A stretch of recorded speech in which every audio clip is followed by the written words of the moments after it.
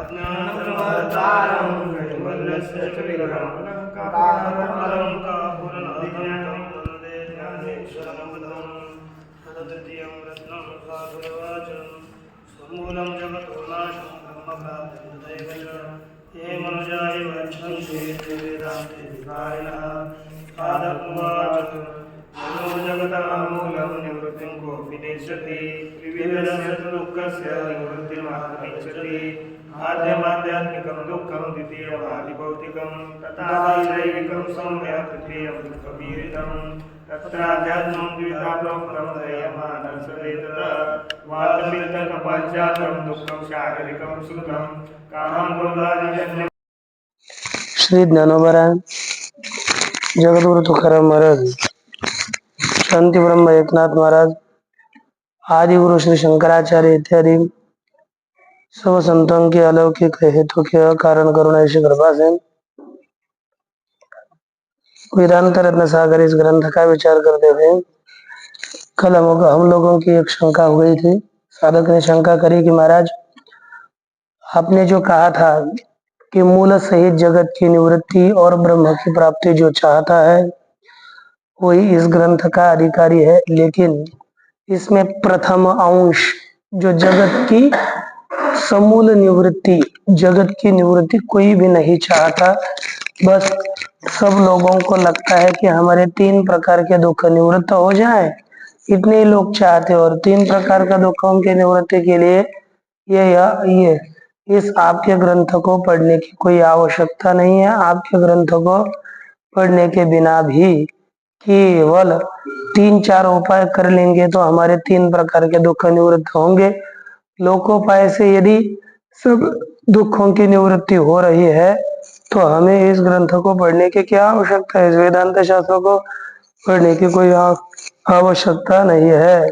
तो साधु जी उत्तर देते, देखो भाई, वेदांत शास्त्र इसलिए हमें पढ़ना चाहिए क्योंकि आपके जो उपाय लौकिक उपाय है, उन लौकिक उपायों के द्वारा उन दुखों की आत्यंतिक निवृत्ति नहीं हो सकती। निश्चित रीति से निवृत्ति और आत्यंतिक निवृत्ति नहीं हो पाएगी। सामान्यतः उपाय करने पर निवृत्ति होगी ही, ये नहीं बता सकते, और निवृत्ति होने पर पुनः वह दुख उत्पन्न नहीं होगा, ऐसी बात भी नहीं है। दुख उत्पन्न होगा ही होगा। इसलिए कहते हैं साधुर्वाच तन्न सौम्य पदार्थस्य निवृत्तिर्द्विधोच्यते लय निवृत्तिरेका स्यात् तथात्यन्तिकी परा।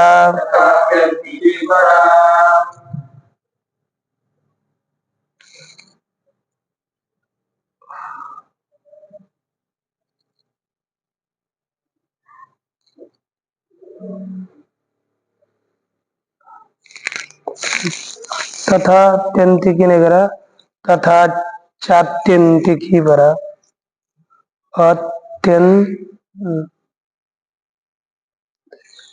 द्विखंड निकाला,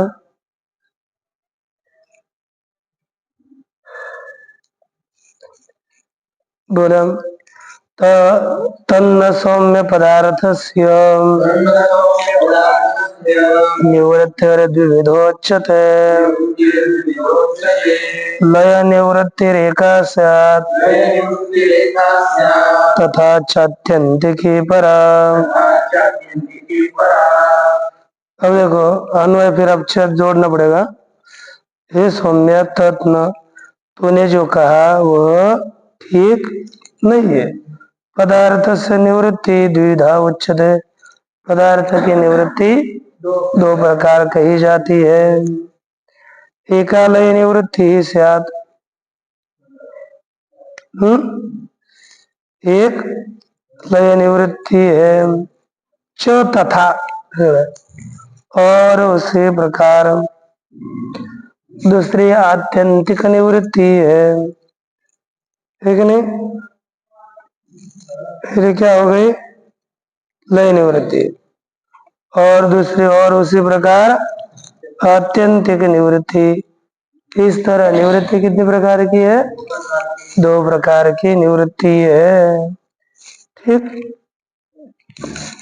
पता चला ना? कितने प्रकार की निवृत्ति है?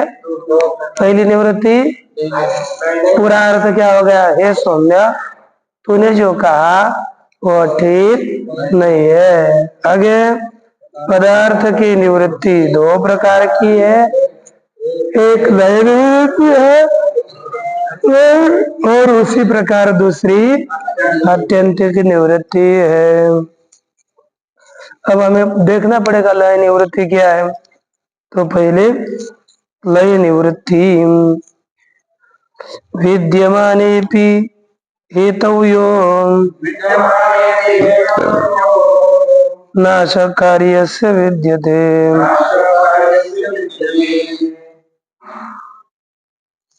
विद्यमानेपि हेतव्यो नाशकार्यस्य विद्यते।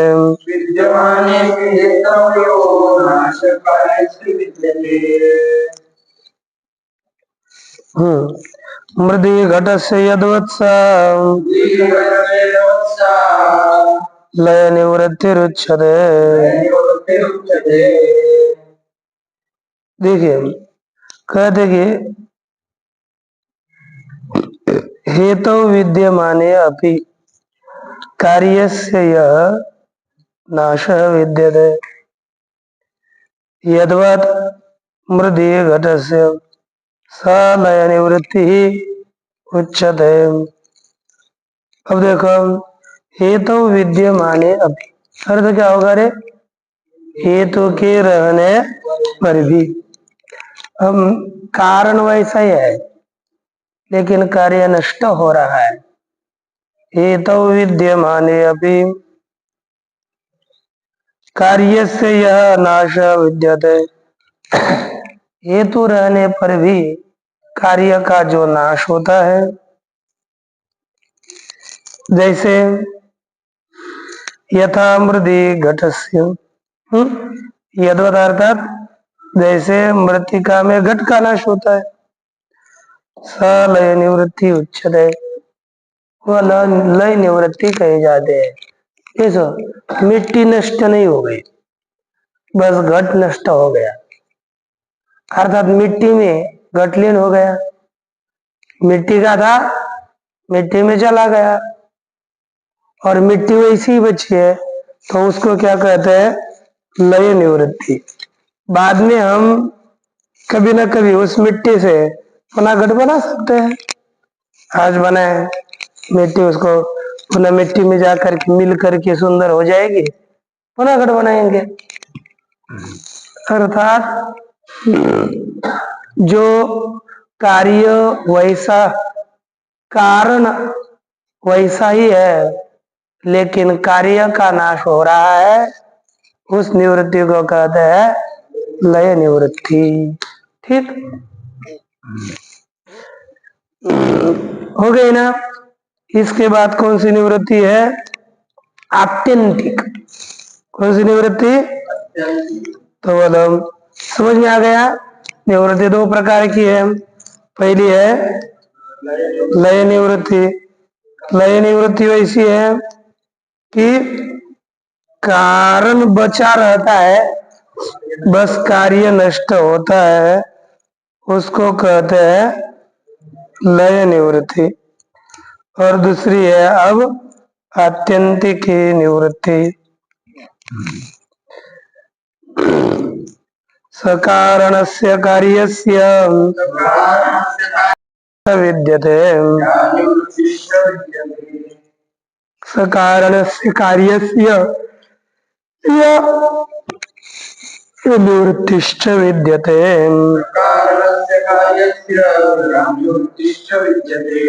सतन्तोश्च पटस्येव सतन्तोश्च पटस्येव सा किलात्यन्तिकी मता।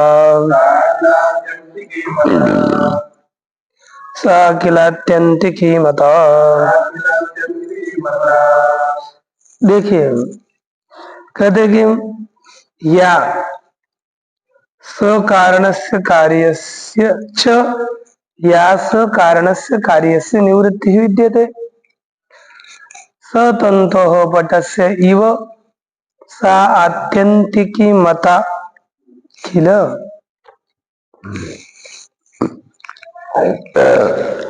देखो च का अर्थ क्या है और या जो जी मराठी जी और जो स कारण से कार्य से अर्थात कारण सहित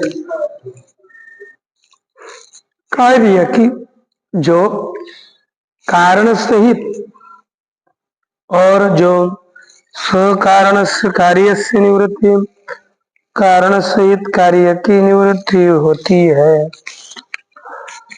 जैसे सतंतो पड़स्व तंतु सहित पट की तरह जब हम आग लगाएंगे कपड़े को तो तंतु भी नष्ट हो जाते हैं और कपड़ा भी नष्ट हो जाता है, दोनों जल जाते हैं। नहीं कि कपड़ा जल जाता है और तंतु दोहरे वैसे रहता है, उसमें होता है। इसलिए इसको क्या कहते हैं आत्यंतिक निवृत्ति। अब दोबारा उस दोरे से हम पट बना सकेंगे, कपड़ा जलाने के बाद बना सकते हैं ना? क्यों नहीं बना सकते?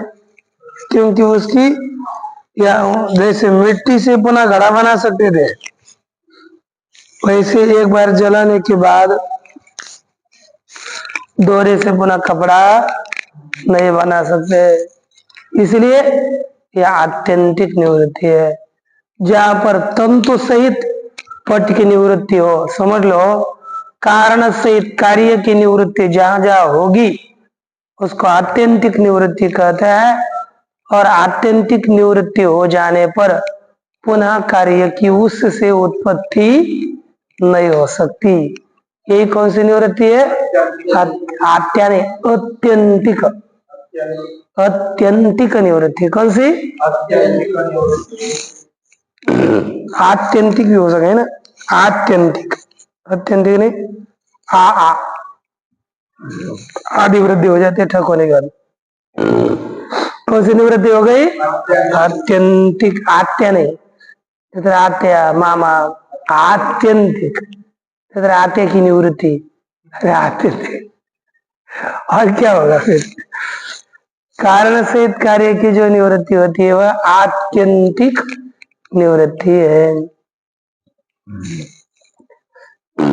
देखो सतंतो पटस्व तंतु सहित पट की तरह वह आत्यंतिक की मता किला, वह आत्यंतिक निवृत्ति ही मानी गई है।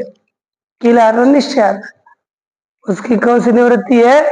आत्यंतिक निवृत्ति है। समझ में आ गया? निवृत्ति दो प्रकार की, लयरूप निवृत्ति, आत्यंतिक निवृत्ति। आत्यंतिक कारण सहित कार्य की जहाँ निवृत्ति हो वह आत्यंतिक निवृत्ति है। ठीक है ना?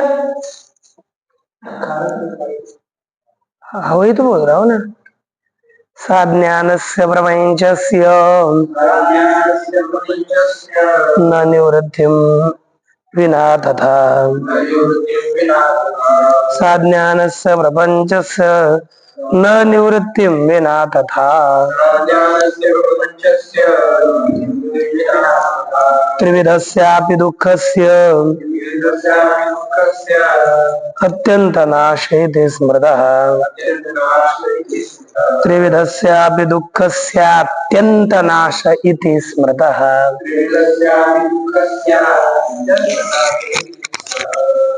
देखिए कहते तथा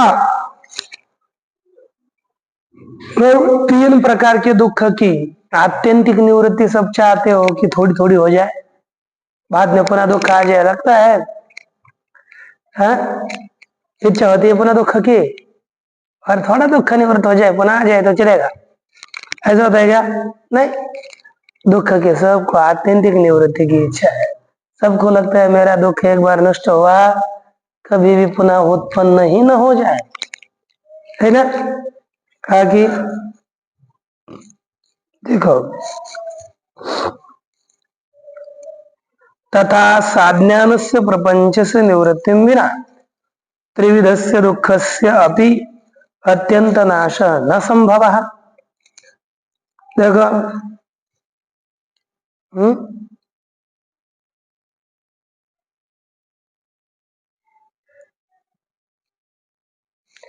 किंवा न स्मृतः जर लगेल तर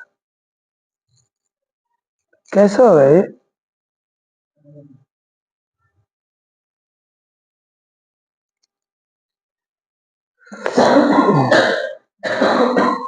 इति स्मृत है ना, मतलब एक मिनट, अज्ञान सहित प्रपंच के जगत की निवृत्ति के बिना तीन प्रकार के दुख का नाश संभव नहीं है। क्यों? क्यों? कारण तो होगा ना, तो कारण बता रहे है कि नहीं? कितना संभव होगा ना? हमको चाहिए अज्ञान सहित प्रपंच का नाश, किंतु अज्ञान सहित प्रपंच का नाश तब संभव है कब? अज्ञान की भी निवृत्ति हो जाए और अज्ञान सहित प्रपंच के हट जाए। देखिए, यदा कदाचित अज्ञान सहित प्रपंच की निवृत्ति होने के बाद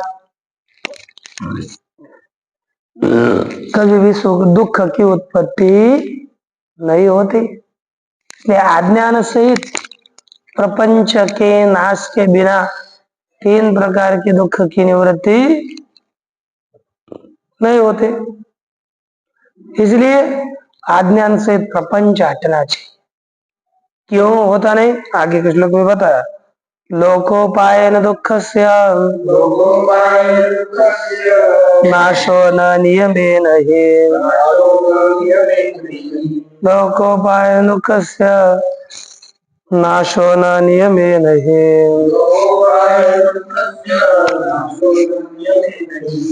नाशे सत्यपि दुःखस्य नात्यन्तिकी पुनर्जने ही लोकोपायन दुःखस्य नियमेन नाशः न नाशे सति अपि पुनर्जने दुःख से आत्यंतिकी न। क्या करे? लोकोपायन ही लोकोपायन दुःख से नाश अपि न। क्या करे? ये अर्थात क्योंकि लोकोपायन अर्थात लौकिक उपाय के द्वारा दुःख से नाश है न, दुख का नियमतः नाश नहीं होता। ठीक ना? आत्यंत क्या हो गया यहाँ पर? लौकिक उपाय के द्वारा दुख का नाश हो जाने पर होता है, थोड़ा पर होता है, लेकिन देखो नियमेन नाश है ना, पहली क्या है? लौकिक उपाय के द्वारा निश्चित नाश नहीं होता, पर एक उपाय करने के बाद नाश हो गई ऐसी बात नहीं, एक बात। और दूसरी, नाशे सत्यपि दुःखस्य नात्यंतिकी पुनर्जने है। नाश होने पर भी दुख की आत्यंतिक निवृत्ति नहीं होती। होती है क्या? क्यों? पुनर्जने है, पुनः उत्पत्ति होने से पुनः दुख उत्पन्न होता है। इसलिए कारण सहित वहां पर लौकिक उपाय के द्वारा कारण सहित प्रपंच का नाश नहीं होता, आत्यंतिक निवृत्ति नहीं होती। इसलिए जो आत्यंतिक निवृत्ति होती है वह पुनः दुख की उत्पत्ति नहीं होती। जो आत्यंतिक निवृत्ति नहीं होती तो पुनः दुख की निवृत्ति होगी। इसलिए पुनः एक बार गोलियां खाई, ताप चला गया, शरीर सुस्त हो गया, पुनः ताप नहीं आता, ऐसा है क्या? अगले साल पुनः 8 दिन के बाद पुनः। इसलिए लौकिक उपायों से आत्यंतिक दुख की निवृत्ति नहीं हो सकती। ठीक ना? ओ तो इसलिए तस्मात् दुःखस्य नाशाय जगतश्च स हेतुतः सर्व इच्छन्ति नाशं हि सत्वमतोऽधिकारिणः सत्वमतोऽधिकारिणः। देखिए तस्मात् दुःखस्य नाशाय, तस्मात् दुःखस्य नाशाय स हेतुतः जगतः नाशम सर्वे इच्छन्ति। क्या हो गया?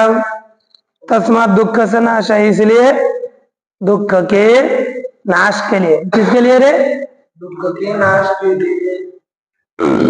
दुख के नाश के लिए स हेतुतः जगतः नाशम सर्वे इच्छन्ति। स हेतुतः अर्थात हेतु सहित, कारण सहित जगत के नाश को सब चाहते हैं। सबको लगता है कारण से जगत का नाश हो जाए। और देखो जगत स हेतुतः जगत नाश नाशम अंगीकार्यन्ते, है कि नहीं? इसलिए दुख के नाश के लिए हेतु से जगत का नाश सब चाहते हैं। चाह रहे हैं कि नहीं? सबको लगता है कि कारण से जगत निवृत्त हो जाए, कारण से जगत निवृत्त हो जाए, मेरा दुख निवृत्त होना है, कारण से ही हट जाए। कारण पता नहीं रहता उसको, लेकिन पुनः दुख ना हो जाए, ऐसी सबको इच्छा है ना। अर्थात सबको आत्यंतिक दुख की निवृत्ति माने जगत की निवृत्ति ही इच्छा है। तस्मात् सत्वम अधिकातो अधिकारिणः सत्वम, इसलिए अतो अर्थात इसलिए अधिकारिणः सत्वम, अधिकारी का अस्तित्व है। जो जो आत्यंतिक दुख की निवृत्ति चाहे वह वेदांत का अधिकारी। आप चाहते हो, आपको लगता है मेरा पूरा दुख हो जाए कि पुनः गाली देकर कोई गाली देकर चला जाए, फिर तक ऐसा नहीं लगता, सब दुख निवृत्त हो जाए। इसलिए अतः अधिकारिण सत्वम, अधिकारी का अस्तित्व है कि नहीं? इसलिए अधिकारी का अस्तित्व सिद्ध हुआ। और बाकी पुनः शंका और समाधान कर, है कि नहीं? ओम पूर्णमदः पूर्णमिदं पूर्णात् पूर्णमादाय पूर्णमेवावशिष्यते। ओम शांति शांति।